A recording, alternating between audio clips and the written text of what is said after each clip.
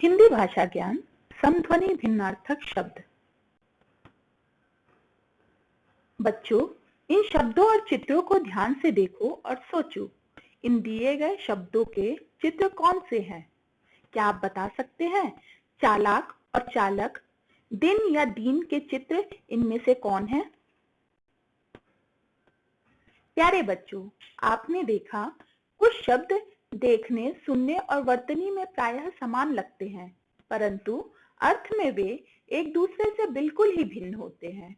यदि वाक्य में उचित शब्द का प्रयोग सोच समझकर ना किया जाए तो वाक्य का अर्थ बदल जाता है। ऐसे ही शब्दों को समध्वनि भिन्नार्थक शब्द कहा जाता है। इन शब्दों के वर्तनी और उच्चारण को ध्यान से सुनो और समझो। नग, नाग देखने और सुनने में प्रायः एक समान लगते हैं, पर अर्थ में बिल्कुल ही अलग हैं। ठीक वैसे ही पानी, पानी, अनिल, अनल,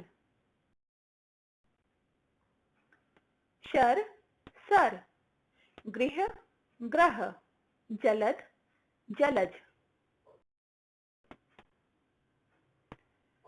कुछ और समध्वनि भिन्नार्थक शब्दों को देखो और उसके अर्थ को समझो। दिशा का अर्थ होता है तरफ, तो वैसे ही दशा का अर्थ होता है हालत।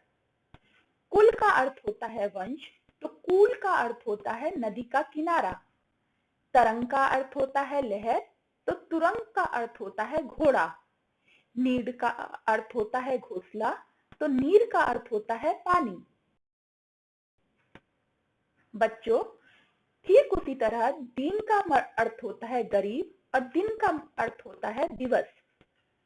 सूत का अर्थ होता है धागा, तो सुत का अर्थ होता है बेटा।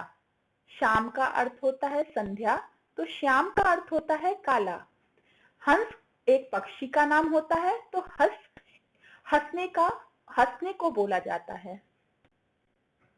इस प्रकार हमने ये देखा और समझा, समध्वनि भिन्नार्थक शब्द वे शब्द होते हैं जो सुनने में लगभग एक समान होते हैं, परंतु अर्थ में अलग होते हैं।